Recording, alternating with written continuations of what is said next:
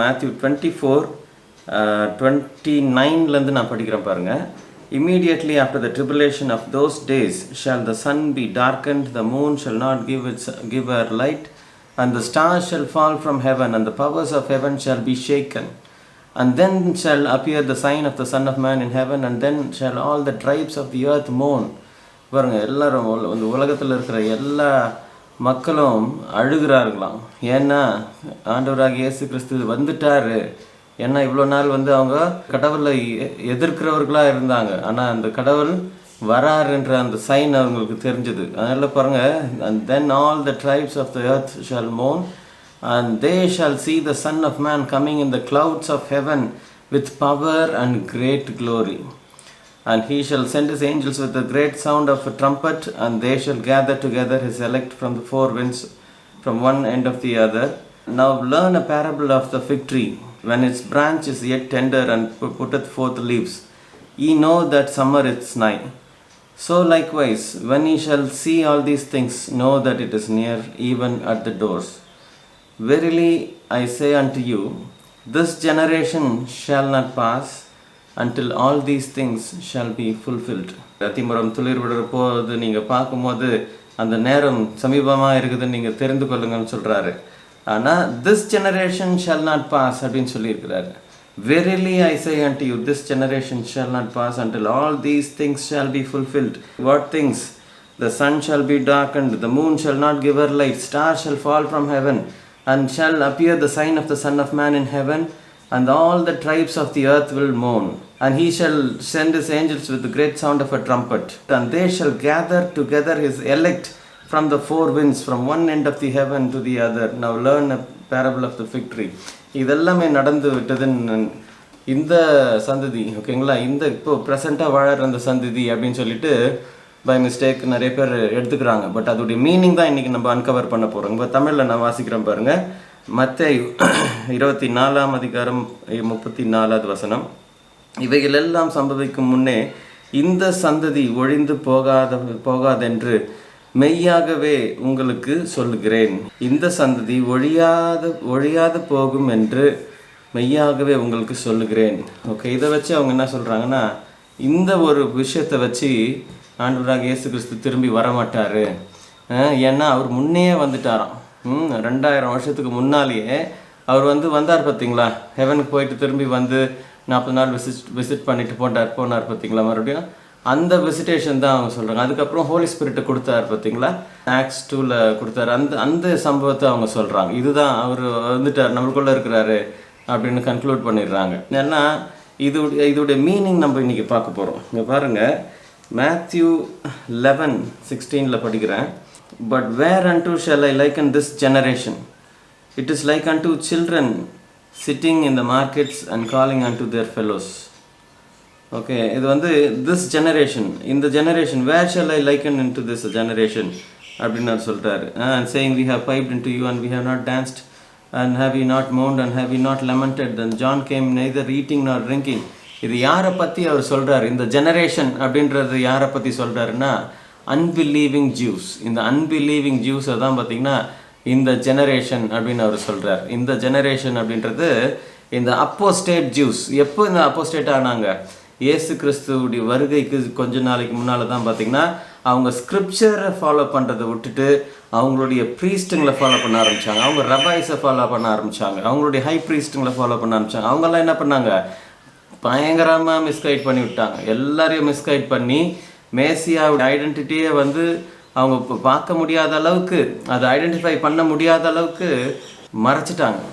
மக்கள் தான் அவங்க குவெஸ்டின் பண்ணியிருக்கணும். எனக்கு நான் ஸ்கிரிப்சர் பார்க்கணும், நான் படிக்கணும், நான் என்ன இதில் இருக்குதுன்னு தெரியணும், நானே தெரிஞ்சிருக்கணும். நீங்கள் சொல்கிறது ஓகே, நீங்கள் ஒரு கைடாக சொல்கிறீங்க, ஆனால் நானே தெரிஞ்சுக்கணும் அப்படின்ற அந்த ஆர்வத்தோட அவங்க அப்ரோச் பண்ணியிருந்தா டெஃபினட்டாக ஆண்டவர் அவங்களுக்கு ரிவீல் பண்ணியிருப்பார். ஆனால் மக்களும் சரி, அந்த ப்ரீஸ்ட்டுங்களும் சரி என்ன பண்ணாங்கன்னா, இது ஒரு ரிலீஜியஸ் சென்ஸாக எடுத்துட்டாங்க. அவர் என்ன எழுதியிருக்கிறாருன்றதை நல்லா படித்து நல்லா புரிஞ்சுக்கிட்டிங்கன்னா அதோட பெரிய விஷயம் வேறு எதுவுமே கிடையாது. ஆனால் அதுதான் நம்ம இந்த மினிஸ்ட்ரியில் நம்ம பண்ணிகிட்ருக்குறோம். அதனால் பாருங்கள், இந்த மாதிரி ஒரு பாஸ்டர்ஸை பின்பற்றி போகிறது, ப்ரீச்சர் இல்லை ப்ராஃபட்டு, இந்த மாதிரி நிறையா ஃபால்ஸ் டீச்சிங்ஸ், ஃபால்ஸ் ப்ராக்டிசஸ் நிறைய இருக்குது. சரிங்களா? அதெல்லாம் நம்ம தேடி போயிட்டு இருந்தோம்னு வைங்களேன், இதே மாதிரி தான் நம்மளும் அப்போஸ்டேட் ஆகிறதுக்கு நிறைய வாய்ப்பு இருக்குது. அதனால் பாருங்கள், இந்த திஸ் ஜெனரேஷன் அப்படின்னு சொல்கிறது, நான் உங்களுக்கு ப்ரூஃப் கொடுக்குறேன். திஸ் ஜெனரேஷன் சொல்கிறது அந்த பர்டிகுலர் ஜெனரேஷன் சொல்லலை. எக்ஸாக்டாக வந்து அந்த ஒரு ஜெனரேஷன் வந்து எத்தனை நாள் வாழ முடியும்? மிடில் ஏஜில் இருக்கிறாங்கன்னு வைங்களேன், அவங்க மிஞ்சி பண்ணால் ஒரு 30 இயர்ஸ் 40 இயர்ஸ் இல்லை 50 இயர்ஸ் கூட இருக்கலாம். ஆனால் அதுக்குள்ளே ஜீசஸ் வரலையே, இந்த சயின்ஸ் எல்லாம் நடக்கலையே. அதனால் நம்ம என்ன பண்ணுறோம், இது என்னன்னு பார்க்கணும். பாருங்கள் 11:16 நம்ம படித்தோம் பார்த்தீங்களா? I shall like in this generation it is like children and to sitting in the markets and calling and to their fellows அப்படின்னு சொல்லிட்டு Matthew 12:41 the men of Nineveh shall rise in judgment with this generation. இங்கே பார்த்தீங்களா? The men of Nineveh shall rise in judgment with this generation and shall condemn it because they repented at the preaching of Jonah. And behold, a greater than Jonah is here. பாருங்க, this generation, எந்த generation? The apostate Jewish generation. Matthew 12:42 at the verse. The queen of south shall rise up in the judgment with this generation. பார்த்தீங்களா? எல்லாரும் ஒரு அன்கார்லி people தான், but அவங்களே வந்து இந்த ஜெனரேஷனை கண்டம் பண்ணுறாங்க. The queen of the south shall rise up in the judgment with this generation and shall condemn it. For she came from the uttermost part of the earth to hear the wisdom of Solomon, and behold, a greater than Solomon is here. Then goeth he and taketh with himself 7 other spirits more wicked than himself, and they enter in and dwell there. And the last state of the man is worse than the first. Even so shall it be unto this wicked generation. என்ன சொல்கிறார் பாருங்க, பிசாசு பிடிச்ச மனுஷனு கூட பார்த்தீங்கன்னா he was worse than the first. ஓகேங்களா?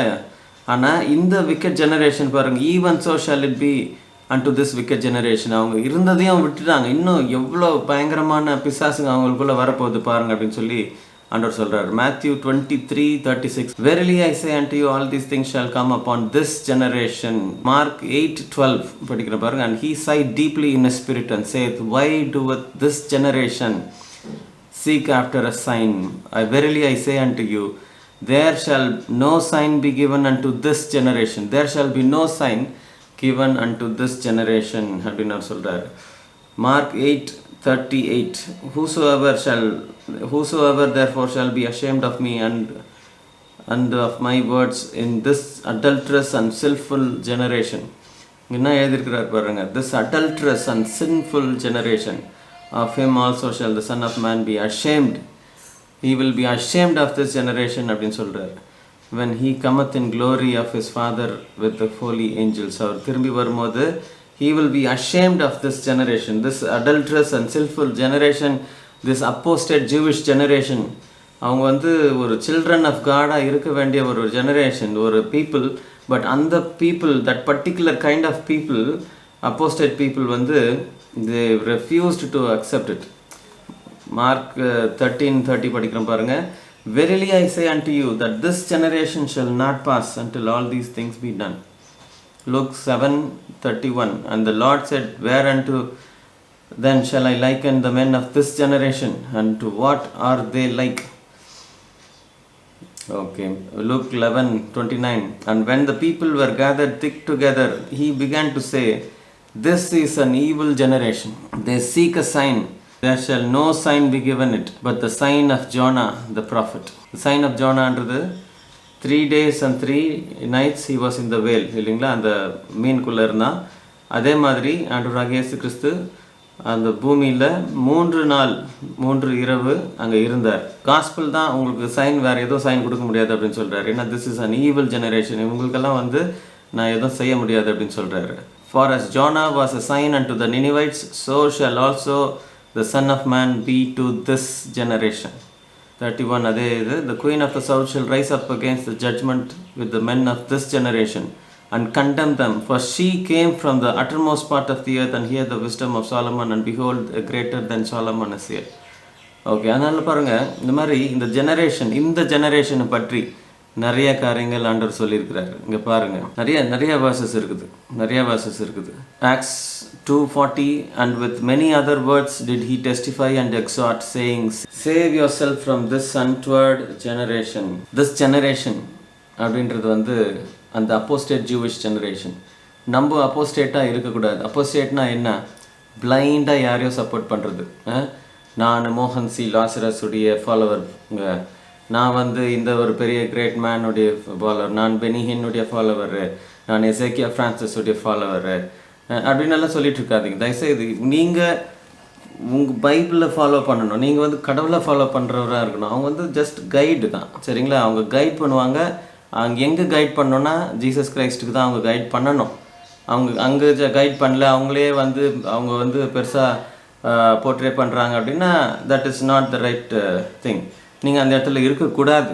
Okay, நீங்கள் அந்த இடத்துல கண்டினியூ பண்ணிங்கன்னா the error is on you. அதனால் கண்டிப்பாக this generation will apply to you. அதனால் this is a very serious warning. அதனால் இந்த மாதிரி அப்போஸ்டேட் வேர்ல்டில் நம்ம இருக்கிறோம். அந்த டைமில் எப்படி ஜூஸ் வந்து அப்போஸ்டேட்டாக இருந்தாங்களோ இன்னும் அப்போஸ்டேட்டாக தான் இருக்கிறாங்க. அதே மாதிரி கிறிஸ்டியானிட்டியில் அப்போஸ்டசி இப்போ மேக்ஸிமமாக இருக்குது. இந்த நேரத்தில் கிறிஸ்டியானிட்டியில் அப்போஸ்டசி மேக்ஸிமமாக இருக்குது. நீங்கள் எங்கே திரும்பினாலும் ஒரு அப்போஸ்டேட் ப்ரீச்சிங் நீங்கள் பார்க்கலாம். தேங்க்யூ ஸோ மச் ஃபார் வாட்சிங்.